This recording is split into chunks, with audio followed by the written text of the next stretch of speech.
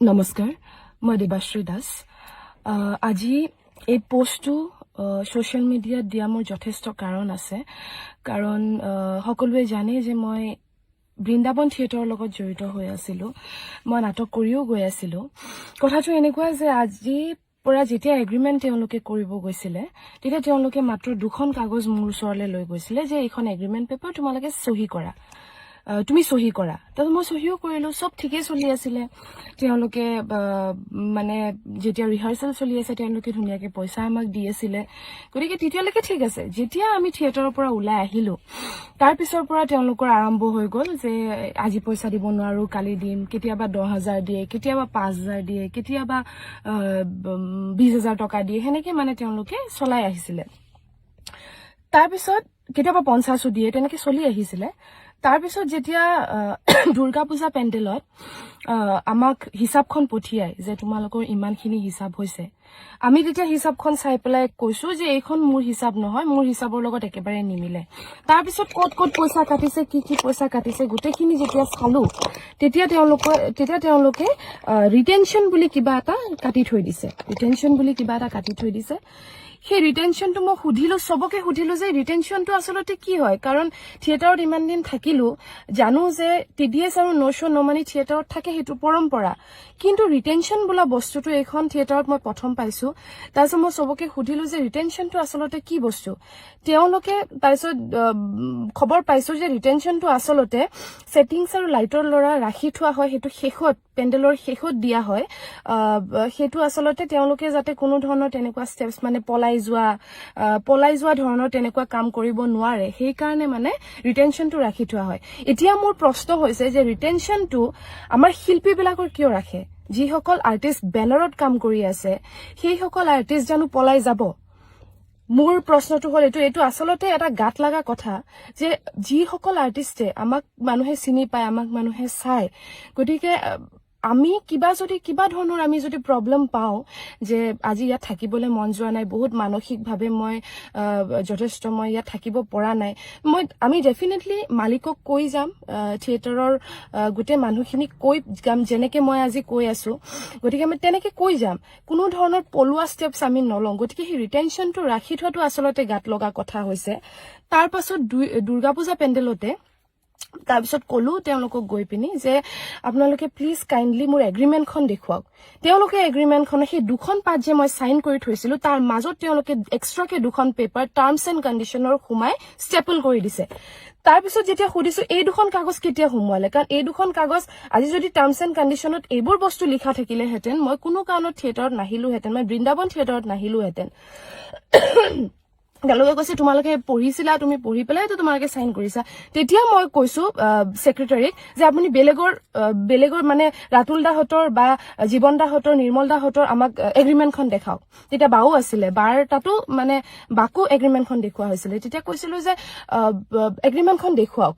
এগ্ৰিমেন্টখন তেওঁলোকে যেতিয়া দেখুৱালে মানে আমাৰ সেক্ৰেটাৰীয়ে মহন্ত দাই জিতেন মহন্তই যেতিয়া আমাক দেখুৱালে তেতিয়া আমি দেখিবলৈ পাইছো যে ৰাতুল দা জীবন দা নিৰ্মল দা সবৰে এই টাৰ্মছ এণ্ড কণ্ডিশনৰ পথলিয়াকে তেওঁলোকে সহি কৰি থৈ দিছে যত নেকি মোৰ আৰু বাৰ এগ্ৰিমেন্টখনত পথলিয়াকে আমাৰ সহি নাই ইট মিন্স আমি সেই দুখন টাৰ্মছ এণ্ড কণ্ডিশনৰ কাগজ আমি পোৱাই নাই হেতু হল তাৰ পিছত যেহেতু হেতু জনাৰ পিছত যে তেওঁলোকে ফ্ৰড কৰি পেলাই মাজত দুখন কাগজ ভৰাই দিছে তেতিয়া মালিকক আমি কলো যে দাদা আমি আৰু পেন্ডেল কৰিবলৈ নাযাও যেহেতু আমাৰ লগত ফ্ৰড হৈছে আমি নাযাও আৰু পেন্ডেল কৰিবলৈ এটোই আমাৰ শেষ পেন্ডেল তেওঁ তেতিয়া গোটেইখিনি কথা মানি লৈছিলে যে যেহেতু আমি পেন্ডেল কৰিব যাব লাগিব গতিকে তেওঁ মানি লৈছিলে গোটেইখিনি শৰ্ত আমাৰ মানি লৈছিলে তেতিয়া মই এটা শৰ্ত দিছিলো যে মোৰ লগত আইনী পদ্ধতি যেহেতু এখন এগ্ৰিমেন্ট মই নামানো এখন এগ্ৰিমেন্ট আপোনালোকৰ ভুৱা মই এখন এগ্ৰিমেন্ট নামানো গতিকে আপোনালোকে মোৰ লগত নতুনকে আইনী পদ্ধতিত এগ্ৰিমেন্ট কৰিব লাগিব সেইদিনাখন তেওঁ মানিলে আইনী পদ্ধতিত এগ্ৰিমেন্ট কৰিম বুলি কৈছো তেওঁ মানিলে তেওঁ ৰিটেনশনৰ পইচা আমাৰ নাৰাখো বুলি তেওঁ মানিলে তেওঁ আমাক পইচা দিম বুলি তেওঁ মানিলে গোটেইখিনি পইচা তেওঁ মানে যিটো পইচা বিচাৰিছিল তেখেতে কৈছে যে এইটো দিব নোৱাৰো এতিয়া তেওঁ তোমাক মই 50000 টকা এটা দিলো তুমি লোৱা তাৰপিছত তুমি পেন্ডেললৈ যোৱা গলো তেওঁলোকে যেহেতু গোটেইখিনি কথা মানি ললে গতিকে গলো আজি গল তাৰপিছত মানে তেওঁ কোনো ধৰণৰ তেনেকুৱা ৰেসপন্স নিদিয়া হ'ল আমাক আমি ফোন কৰিলে তেওঁ ফোন ৰিসিভ নকৰে তেওঁ মেসেজ কৰিলে তেওঁ ৰিপ্লাই নকৰে আনকি যিসকল আৰ্টিষ্টক তেওঁ আহি পেলাই দৰমহা দিয়ে দৰমহা সিস্টেমটো তেওঁ আহি পেলাই তেওঁলোকক কমপ্লিট কৰি গৈ থাকে যিয়ে আমি নাটক কৰি নামি আহিম তেওঁ তাৰ পৰা তেওঁ অফিচৰ পৰা নাইকিয়া হৈ যায় জানো ক'ত যায় তেতিয়া খুদু যেতিয়া সেক্ৰেটাৰীক যে দাদা আহিছিল তো দাদা কিনি গ'ল দাদা মানে ক'ত গ'ল তেওঁ কয় যে তেতিয়া উলাই গৈছে তেতিয়া কয় যে আপুনি দাদালে ফোন কৰক আমি আহিছো আমি বহিম তেওঁ ফোনটো ৰিসিভ নকৰে তাৰ পিছত আমি 1 ঘণ্টা 1.5 ঘণ্টা 2 ঘণ্টালে তাত বহো দাদা তেতিয়ালৈকে নাহে যি আমি উলাই গুছি যাও যে দাদা নাই সাগে আকৌ নাহে তেতিয়া তেওঁ আকৌ ঘূৰি আহে সাগে হেতু কথা আমি নাজানো তাৰ পিছত তেওঁ আমাৰ লগত নবহে মানে আমাৰ তিনিজনীৰ লগত মোৰ প্ৰাঞ্জনা বা আৰু অনামিকাৰ লগত তেওঁ নবহে তেওঁৰ কিবা এটা প্ৰবলেম আছে তেওঁ আমাৰ লগত নবহে তাৰ পিছত তালগুৰি পেন্ডেলত room management মোৰ লগত যথেষ্ট বেয়া ব্যৱহাৰ কৰে room মোৰ কাৰণে যেটো কমিটিয়ে room সাইট হৈছিলে সেই roomটো তেওঁ বেলেগক দি দিয়ে মানে তেওঁ যেটো room মানে কমিটি মোৰ কাৰণে সোৱা roomটো তেখেতে মানে বেলেগক দি দিয়ে বেলেগক দিয়াৰ পিছত সেই কমিটিখনে মোক যেতিয়া কয় যে আপোনাক কাৰণে এটো room আসলতে সোৱা নাছিলো তাৰপিছত মই যেতিয়া গলো মহেন্নাখন দুটামান বাজিলে গৈ পাওতে তেওঁ কৈছে যে তেওঁ মানে কেতিয়াও আমাৰ লগত room চাবলৈ না যায় কমিটি মানুহ পঠিয়াই দিয়ে তাৰপিছত তেতিয়ালৈকে বহুত সহ্যই কৰি আছিলো room ভাল নিদিয়ে কেতিয়াও ভাল room নাপাও মইতো মোৰ ক্ষেত্ৰত কেতিয়াও ভাল room নাপাও তথাপিও মানে থিয়েটাৰখনৰ স্বাৰ্থত মই একো ধৰণৰ স্টেপছ নলয় মই যেনেকে দিয়ে মই তেনেকে থাকিবলৈ চেষ্টা কৰো তাৰ পিছত তেওঁলোকে মোক মানে যেতিয়া এটা room দেখুৱাবলৈ নিছে সেই ঘৰৰ মানুহে মানে roomটো কেনসেল কৰি দিলে মই যাওঁতে মই গৈছোৱে তাতে তেওঁলোকে ক'লে যে আমি আৰ্টিষ্ট নাৰাখো যত নেকি আগলৈকে তেওঁলোকে ৰাখিম বুলিয়ে কৈছিলে হেতু বাৰু কমিটিৰ কোনো গাত ভুল নহয় হেতু তাৰ পিছত মই কমিটিৰ লগত যেটো হেতু মোৰ কাম নহয় মোৰ হেতু কামে নহয় হেতু room managementৰ কাম মই কমিটিৰ মানুহৰ লগত গৈ 4টা মান ঘৰ চালো আবেলি সাগে সন্ধিয়া 5:30 6টা মান বাজিছে মই ভাত নুখুৱাকে মই ভাত খোৱা নাই তেতিয়ালৈকে কাৰণ যেহেতু ৰুম মেনেজমেন্টে ৰুম ঠিক কৰিয়ে থৈ দিয়ে আমি গৈ পিনি ভাত বনাই খাও গটিকে 5:30 6টা বজালৈকে মই ভাত নুখুৱাকে ৰেষ্ট নুলুৱাকে 7টা 8টাৰ পৰা আমাৰ নাটক আৰম্ভ হয় মই ৰেষ্ট নুলুৱাকে মই কমিটিৰ লগত ৰুম বিচাৰি ফুৰিছো তাৰ পিছত যেতিয়া মই ৰুম থাকিব নোৱাৰিলো মই কেনসেল কৰিলো কমিটি মানুহে নিজৰ কাৰোবাৰ ঘৰত তেওঁলোকে লৈ গৈছিলে তেওঁলোকে ৰাখিম বুলি কৈছে কিন্তু তেওঁলোকৰ মানে ৰাখিব ইচ্ছা নাই থিয়েটাৰ আৰ্টিষ্ট তথাপিও তেওঁলোকে ৰাখিম বুলি কৈছে তাৰছত মই বলো তেওঁলোকৰ সাগে ৰাখিব ইচ্ছা নাই মোক এখন দেখি তেওঁলোকৰ লাগা নাই যে তেওঁলোকে মানে আমাক ৰাখিব বিচাৰি আছে কাৰণ জোৰ জবৰদস্তিকে এজন মানুহৰ ঘৰত যেতিয়া পটককে গৈ পায় তেওঁলোকে ডেফিনেটলি ৰাখিব নিবিচাৰিবও পাৰে তাৰ পিছত মই কলো যে মই ইয়াত নাথাকো দাদা যেটো মোৰ ভাল লগা নাই মই যাওঁগে মই পেন্ডেললৈ যাওঁ পেন্ডেলত যোৱাৰ পিছত মই সেক্ৰেটাৰী গটিখিনি কথা কলো যে তেওঁ কমিটিয়ে যেটো ৰুম মোক দিছিলে হেতু তেওঁ বেলেগ আৰ্টিষ্ট এজনক দি দিছে আৰু মোৰ ৰুম হোৱা নাই এতিয়ালৈকে মই 5:30 6টা বাজিলে মই ৰেষ্ট লবও সময় নাপালো তাৰ পিছত তেখেতে ৰুম মেনেজমেন্টৰ যিজন আমাৰ মানে হেমন্ত দা আছে তেখেতে আকু গল সেই ৰুম কিটাই চাব গল যোনকিটা ৰুম মই কেনসেল কৰি আহিছো তাৰছত তেখেতে কয় যে ইয়াতকে বেছি ভাল ৰুম আৰু তোমাক মই দিব নোৱাৰো মই কৈছো ভাল ৰুম বেয়া ৰুমৰ কথা নহয় তেওঁলোক মানে আমাক ৰাখিবই বিচৰা নাই আপোনালোকে জবৰদস্তি তেওঁলোকৰ ঘৰত আমাক সোমাই দিব বিচাৰি আছে যেহেতু কমিটি মানুহৰ চিনাকি কিন্তু তেওঁলোকে আমাক ৰাখিবই বিচৰা নাই তেওঁলোকৰ মুখতে প্ৰকাশ পায় গটিকে তাৰ পিছত মই কলো যে মই হেখন ঘৰত থাকিব নোৱাৰো তেতিয়া হেমন্ত দাই কৈছে তেনেহলে আমি আৰু বেলেগকে ব্যৱস্থা কৰিব নোৱাৰো এইটো ঘৰত থাকিব লাগিব নহলে নোৱাৰা তো মই কলো যে ঠিক আছে হ'ব বাৰু যেহেতু মই গাড়ীত থাকিব নোৱাৰো মোক ঘৰ এখনটো লাগিব থাকিব কাৰণে গটিকে মই আজি এইটো পেন্ডেল কৰি উঠি মই মানে আৰু নকৰো দিয়ক মই গুছি যাম ঘৰলে মই তেনেকে কলো তাৰ পিছত তেওঁ কমিটি মানুহৰ আগত মোক যথেষ্ট বেয়া ব্যৱহাৰ কৰে মই জানো যে তেওঁ কমিটি মানুহ তেওঁৰ লগত প্ৰায় 6-7 জন মান কমিটি মানুহ আছে তাৰ আগত তেওঁ ফোনত মোৰ লগত যথেষ্ট বেয়া ব্যৱহাৰ কৰে মই তেওঁ কৈছো বোলে দাদা আপুনি মোৰ লগত তেনেকে ব্যৱহাৰ নকৰিব যেহেতু আপোনাৰ ৰাইটস নাই কাৰণ আপুনি মোক দিয়া ৰুমটো আপুনি বেলেগ কাৰোবাক দি দিছে তাৰ পিছত মই ঘুৰি মই এতিয়ালৈকে ভাত খোৱা নাই 6টা বাজিলে গতিকে মই কোনো কাৰণত এটো সহ্য কৰিব নোৱাৰিম আপুনি মোক বেয়াকে ক'লে এটা যথেষ্ট বেয়া ব্যৱহাৰ কৰিছিলে তাৰ পিছত এইটো গল মই তাৰ পিছত আমাৰ চিনাকি মানুহ এঘৰত তাতে থাকিলো থাকাৰ পিছত তাৰ আগতে মানে দিৱালী পেণ্ডেলত মই হেতু কবলে পাহৰি থাকি গল আসলতে দিৱালী পেণ্ডেলত যেতিয়া মই তেওঁলোকক কলো যে মই আৰু নাথাকো মোক পইচা দিয়া নাছিলে মই আৰু নাথাকো তাৰ পিছত তেওঁলোকে অনুপদাই মোক কৈছে যে দেৱাশ্ৰী তুমি কাইন্ডলি গুচি আহা মই তোমাক জেনেকে নহক তোমাক পইচা দিম মই যিখিনি প্ৰাপ্য বিচাৰিছিলো তেওঁলোকে হেখিনিটো দিয়া নাই কিন্তু কিবা এটা পেমেন্ট তেওঁলোকে মোক দিব বুলি কোৱা কাৰণে মই পেণ্ডেললৈ গলো তথাপিও মই গাড়ীৰ পৰা নামি অহা নাছিলো কমিটিৰ মানুহে মোক কলে যে তোমাৰ বেলেগ কি হেৰি আছে নাজানো তুমি প্লিজ আহি পেলাই নাটকখন কৰি দিয়া মই তেতিয়া গলো গৈ তেওঁলোকে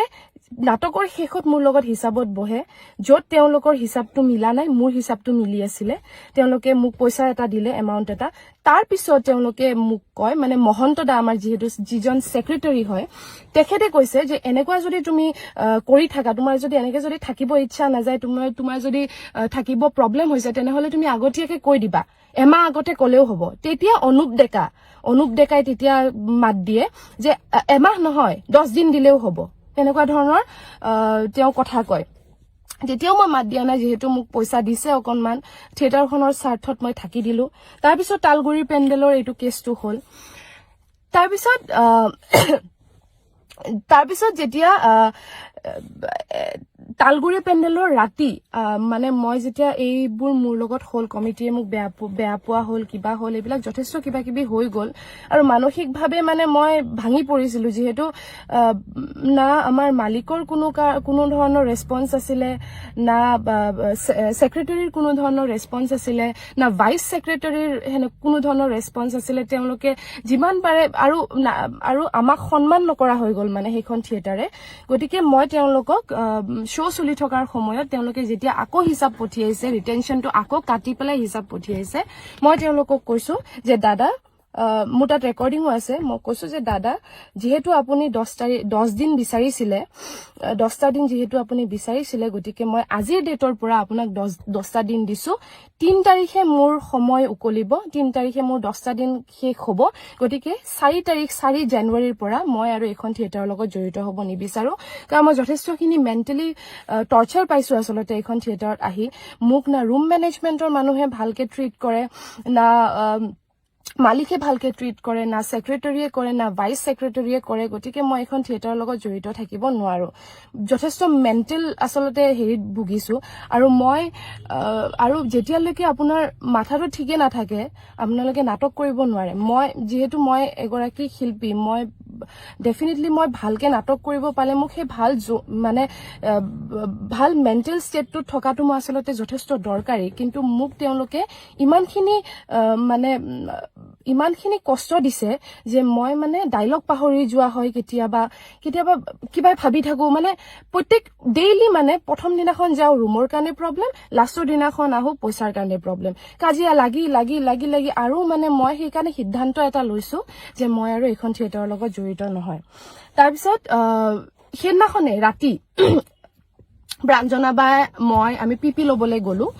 পিপি লবলৈ গৈ প্ৰাঞ্জনা বাই গলে যোৱাৰ পিছত প্ৰাঞ্জনা বাই যেতিয়া মানে নিজৰ হেৰিখন চালে মই যেনেকে চালো তেওঁ চালে শীটখন তেওঁৰো গোটেই হিচাপ ভুল হৈ আছিল মাইনাছত লাগি আছিল পইচা যত নেকি প্ৰাঞ্জনা বাই 60,000ৰ ওপৰত পইচা পায় তো প্ৰাঞ্জনা বাই কলে যে এইখন হিচাপত মই নাথাকো বুলি তেওঁ টেবুলত এবাৰ ঠকিয়াই দিছে বাই টেবুলত ঢকিয়াইছে সেইখিনি সময়ত ময়ো উপস্থিত আছিলো আৰু বাই টেবুলত ঢকিয়াইছে কিন্তু বাই কাকো হৰটো কৰা নাই কাকো মাৰাও নাই কাকো বেয়াকে ব্যৱহাৰো কৰা নাই গতিকে মই ভাবো এগৰাকী নাৰী হিচাপে তেওঁ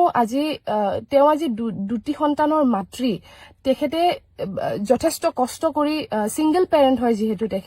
তেখেতে যথেষ্ট কষ্ট পাইছে আৰু কষ্ট পোৱাৰ কাৰণে তেখেতে টেবুলত ঢকিয়াইছে কিন্তু তাৰ পিছত যেতিয়া তেওঁলোকে পিপিচিপি দি পিনে আমাক পঠিয়াই দিলে ৰাতি 1:30 বজাত অনুপ ডেকাই আমাৰ ভাইচ সেক্ৰেটাৰীয়ে তেখেতক ফোন কৰি থ্ৰেটেনিং দিয়ে থ্ৰেটেনিং দিয়া কাৰণটো মই বুজি নাপালো কাৰণ তেওঁ কাকো হাৰ্ট কৰা নাই তেওঁ কাকো মিছবিহেভ কৰা নাই তেওঁ যদি ইমানে তেখেতৰ কবলগীয়া আছিলে আমাৰ ভাইচ সেক্ৰেটাৰী অনুপ ডেকাৰ তেখেতৰ যদি ইমানে কবলগীয়া আছিলে তেখেতে সেইখিনি সময়ত নকয় তেখেতে ফোনত অকলশৰীয়াকে বা কিহৰ কাৰণে থ্ৰেটেনিং দিব গতিকে মই এইটো ক্ষেত্ৰত বাৰ লগত আছো কাৰণ বাৰ কোনো ধৰণৰ একো ভুল মই তাত দেখা নাই তাৰ পিছত কালি মিটিং এখন দিছিলে যেহেতু বায়ে সিদ্ধান্ত লৈছিলে যে বায়ে আজিৰ পৰা বায়ে নাহে গতিকে মই যেহেতু তেওঁলোকক 3 তাৰিখলৈকে ডেট দিছিলো গতিকে মই মিটিংলৈ গলো তেওঁলোকে মিটিংত গুটেখিনি কথাই পাতিলে বাৰ হেৰিও পাতিলে মোৰো অকনমান ময়ো কৈ পালো অকনমান মই কৈছো যে দাদা মই কোনো কাৰণত মই থাকিব নোৱাৰো এইখন থিয়েটাৰত তেতিয়া তেওঁলোকে কি বুলি কয় তেতিয়া কিছুমান আৰ্টিষ্ট আছে আমাৰ তেওঁলোকে কয় যে হেৰি কি বুলি কয় দেৱাশ্ৰী আমাৰ কোনো আপত্তি নাই যেহেতু যোৱা বছৰো আমি এজনী আৰ্টিষ্ট গুছি যোৱাৰ বাবে আমি 14 দিনতে নাটক উলিয়াইছিলো গতিকে এওঁলোক গুছি গলেও আমাৰ একো মানে ফাৰ্ক নপৰে আমি নাটক কৰিয়ে যাম তেনেকুৱা ধৰণৰ কিছুমান কথাও শুনিবলৈ পালো গতিকে মানসিকভাৱে যথেষ্ট আসলতে অসন্মান হৈছো এখন থিয়েটাৰত আহি যেহেতু ৰুম মেনেজমেন্টৰ মানুহে আৰু কমিটি মানে এনেকুৱা কমিটিৰ লগত মানে ইমান ধুনীয়াকে আমাৰ এটা বন্ডিং বহে সদায়